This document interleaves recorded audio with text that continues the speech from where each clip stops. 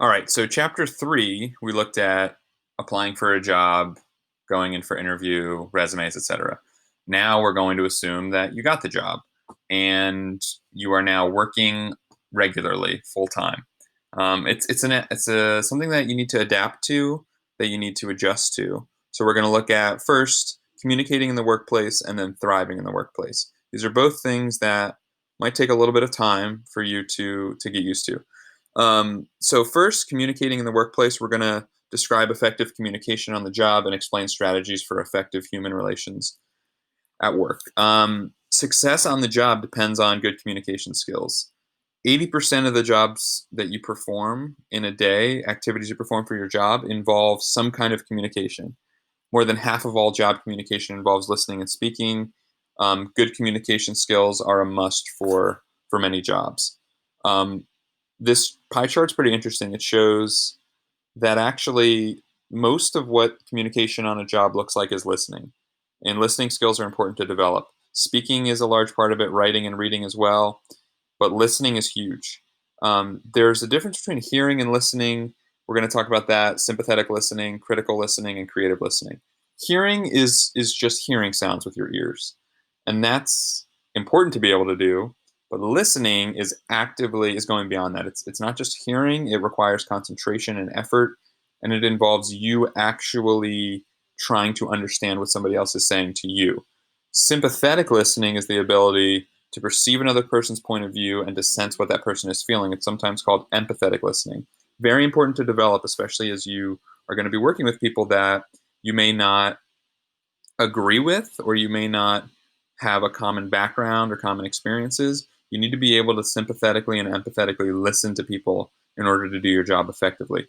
Critical listening is the ability to differentiate facts from opinions. So when you're analyzing information that you're considering purchasing, like if you're going to buy something, you are using critical listening. You know somebody's trying to sell you something, but you're trying to separate facts from opinion. This is an important skill in your job. Creative listening means listening with an open mind to new ideas. When you're in a group setting like brainstorming, trying to solve problems, creative listening is really important, and it's an important skill to develop as you develop your job skills. When we're talking about speaking, one thing that comes up is informal speaking, and that's making contact with others, exchanging information, influencing others, and solving problems. Formal speaking is different. Formal speaking in a job is when you are given the time to inform, to entertain, or to persuade. And both of these things, informal and formal speaking, are important to develop in job skills. Another important thing to understand, especially when you're first starting a job, is stage fright or nervousness. It's a natural and common reaction when you first start a job. And so, if you're having to speak in front of people for the first time, you're having to speak to maybe people above you, it's natural to be nervous. But you want to, as much as possible, to combat that, build confidence, be well prepared, practice public speaking as much as you possibly can. And over time, those generally stage fright and nervousness will decrease over time the more experience you have. Interesting aspects of communication in the workplace would be communication flow.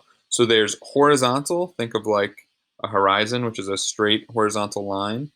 That's employees of equal rank, you talking to other people who are on the same rank as you.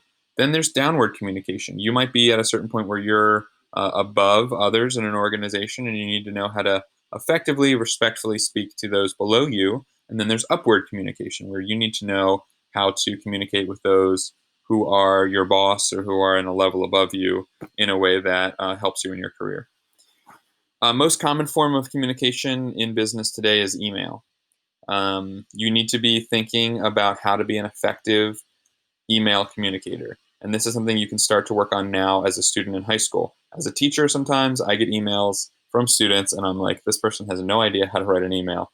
And it's an important skill to develop as you think about your job. So when you're writing an email, you want to be concise, you want to use correct grammar, you want to proofread, you want to read through it to make sure that it's clear what you're trying to say. Advantages to email: it's fast, it can happen, it's inexpensive, it's easy to learn and use. Disadvantages: sometimes email is overused. You might have your inbox full of emails, and you just kind of get overwhelmed by that.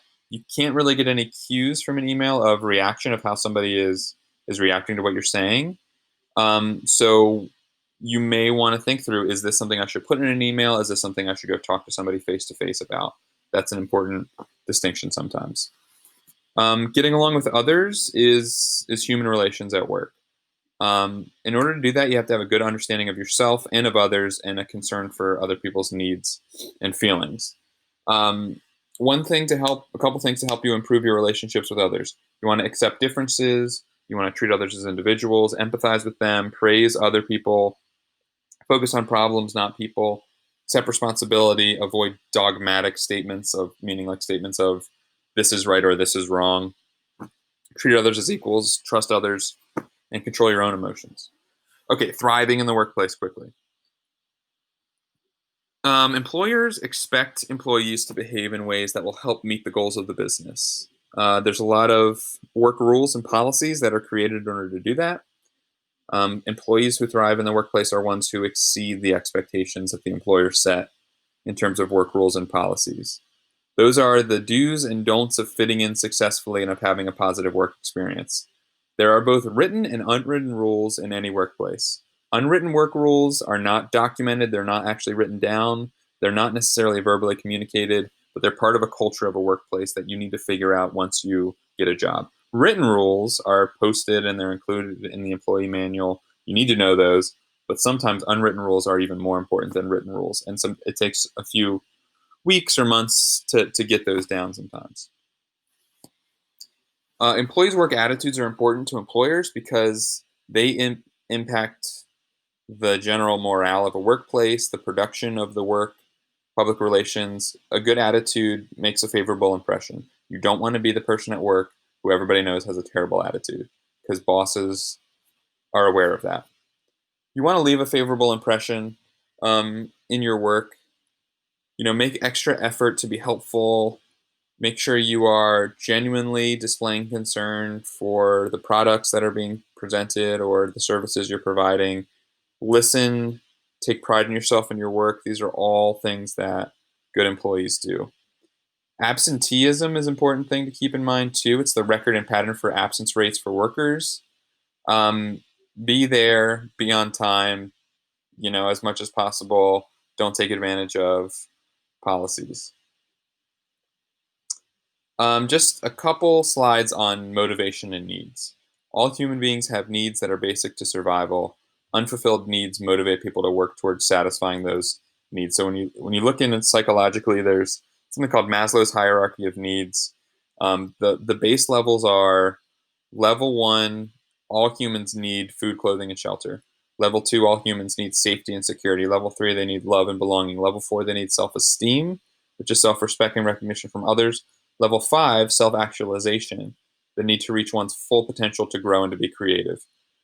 Work can bring about levels 4 and 5. It doesn't always, but it can. But you need to understand that it's important to address the first levels before you can even consider the others. It can satisfy all 5 levels of needs.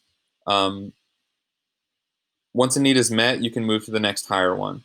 So as you get forward in your career, you're probably not going to be worrying too much about food, shelter, and clothing. Those will be taken care of as you work, but self-realization, self-actualization, self-esteem are important as you move forward. I'm going to skip this, to be honest. I don't think it's important. Not that it's not important, but take a look at this in the book for some more details on that. Results of job satisfaction: increased productivity. It's the relationship between the cost of paying for workers and the output that is received from their work. Um, Self-esteem, self-actualization are products of job satisfaction. So all of these things can come about as a result of working and working in a job that you care about and get satisfaction from.